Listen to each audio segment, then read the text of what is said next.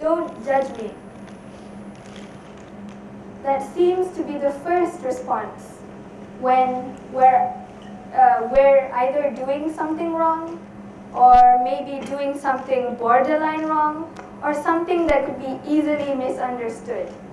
Don't judge me.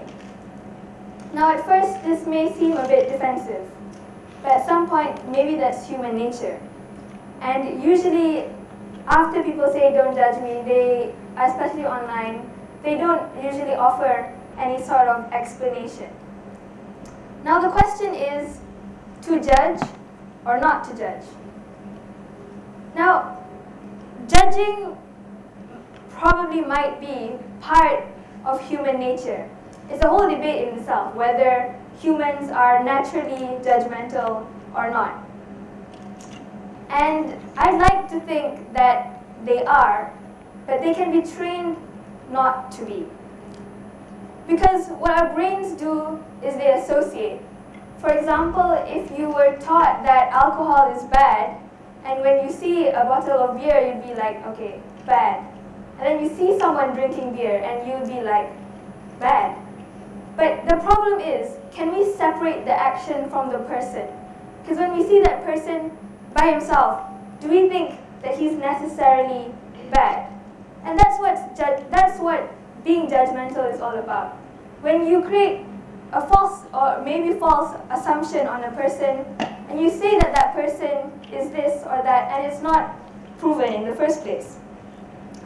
And no person is inherently bad, and you can never determine whether someone is inherently bad or good. And I think that you can only judge someone if you're superior to them. And hands up if you think you're superior to anyone in this room. No? Exactly. We're all equal. No one here is above anyone, is above anyone. The only one who is superior is God. And that's why people say only God can judge us. And that's completely true.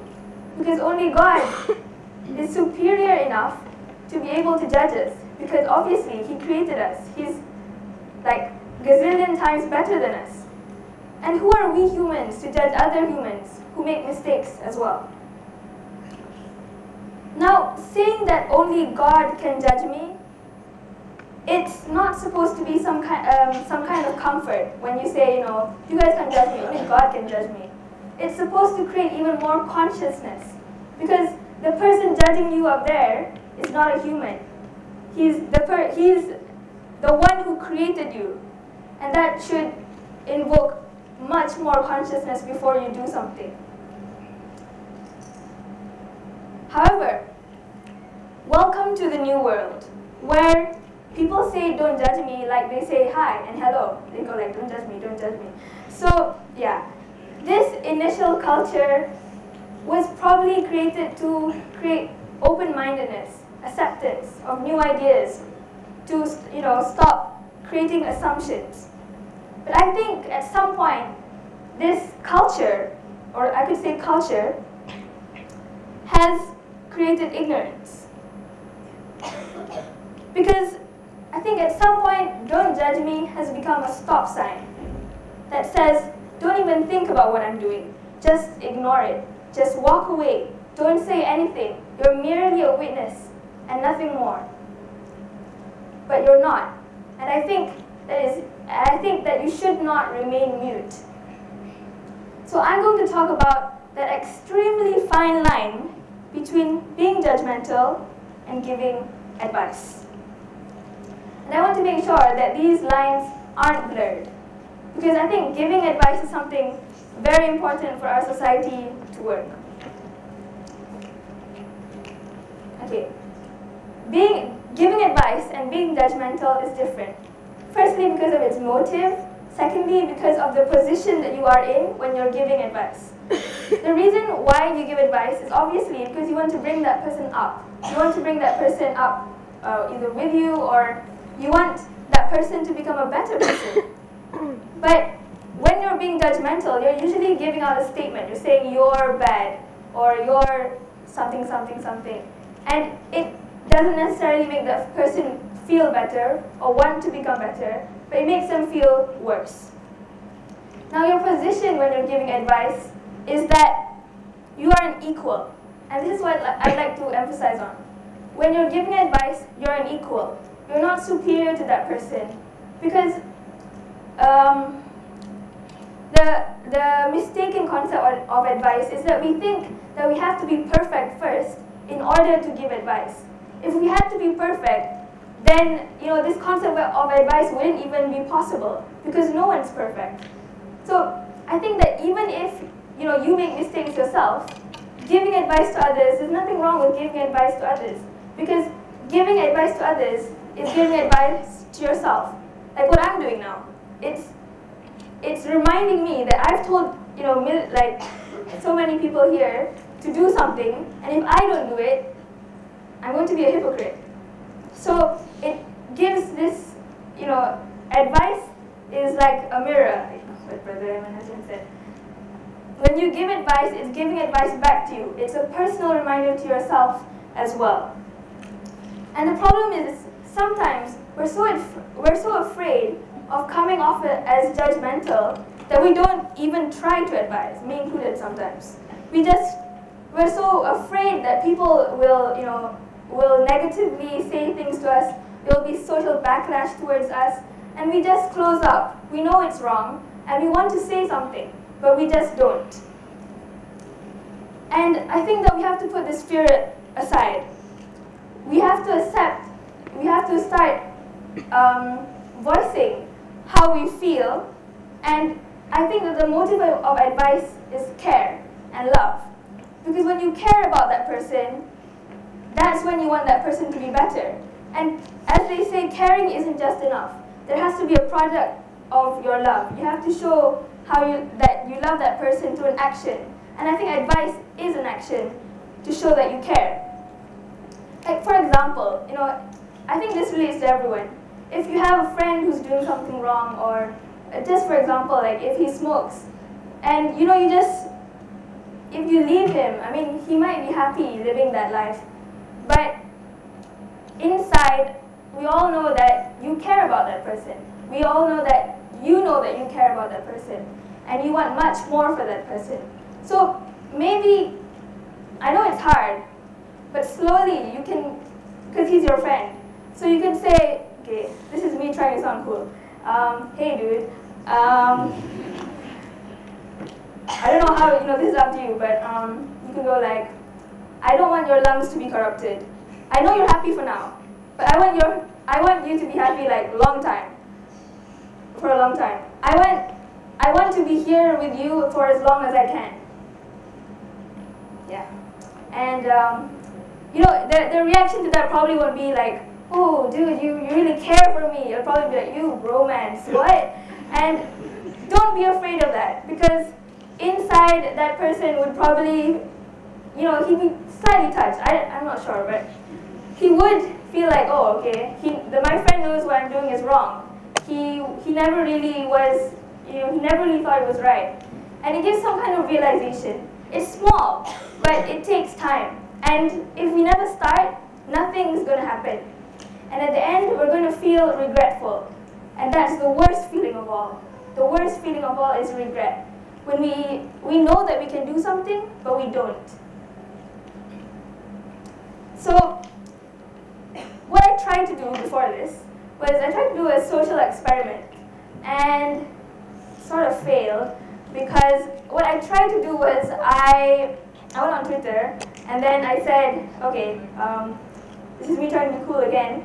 Hey non-hijabis, how do you feel when people ask you to wear the hijab? And okay, and then I got some retweets, some meaning 3. So after that, I was like, okay, I didn't get any response at all. It's just But then I thought about it. At least I didn't get. No one told me, just shut up, or don't talk about this. No one had said that. So what I thought was, maybe people just don't want to open up, and maybe you have to go on a more personal level.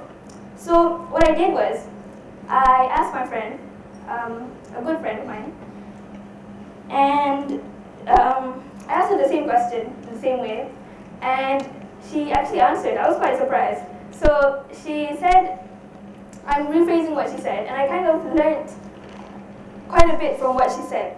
She said, the first thing that comes to my mind is, why are you asking this? So I think when you give advice, you can't just give one-liners. Like, you can't just comment, wear hijab, full stop. Because people are going to be like, what? Why? You need to give explanations. You need to tell people why you want them to wear the hijab and why you're advising them in the first place.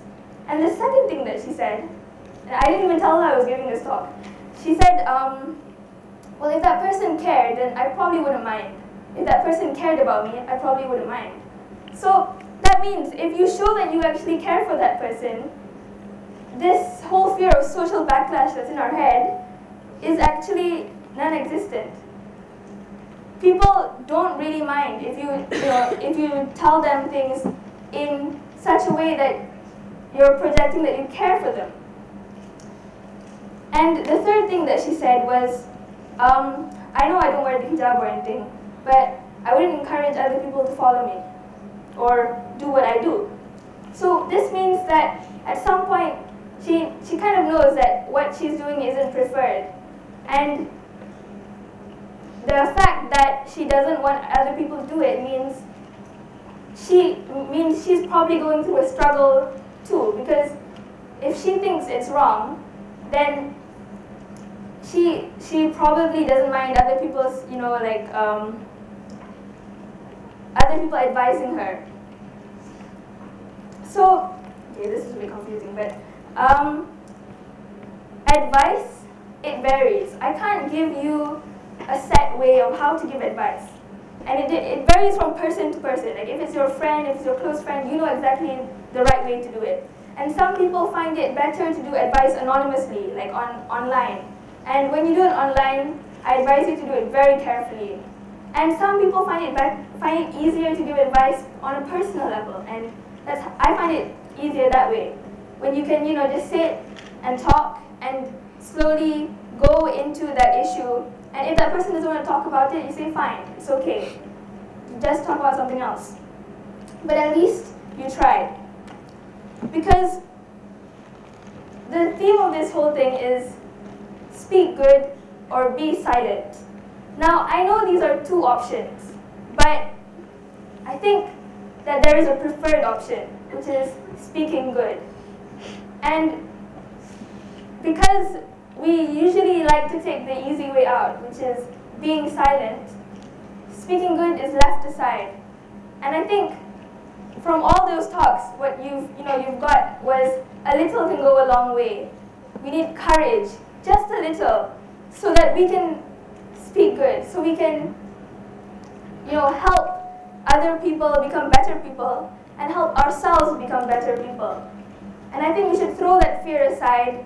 And I think starting from now, don't be afraid to advise, and this is for myself as well.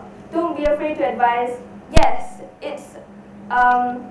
there will be, there might be some negative response, but you have to, you can't let that make you feel down. You have to take it in your stride, and you have to keep on going. Because, for example, when I did that, quite lame social experiment, I thought maybe I should stop. Maybe this isn't the right topic because I'm gonna hurt people. They're gonna hate me. So, but what I did was I asked my friend, and thankfully she responded. And I think that's a start. And I think everyone can start and should start from now. So with that, Assalamu alaikum wa rahmatullahi wa barakatuh.